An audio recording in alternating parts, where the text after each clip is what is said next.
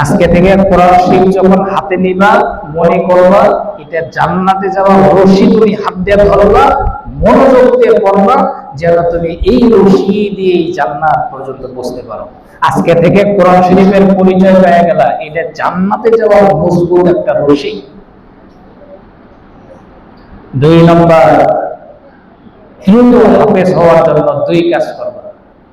1 নম্বরের কাজ হলো মনোযোগের সাথে পড়বা। মোবাইলের চার্জার যেরকম চুপচাপ থাকে, এরকম চুপচাপ মনোযোগ সহকারে পড়তে থাকবে, কোনো হুজুরের যেন বলতে না। 3 নম্বর,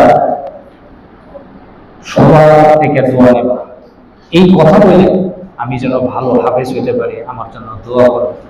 উস্তাদ থেকে নিজের দোয়া করবা, উস্তাদ থেকে দোয়া নেবা, মা বাবার থেকে দোয়া নেবা।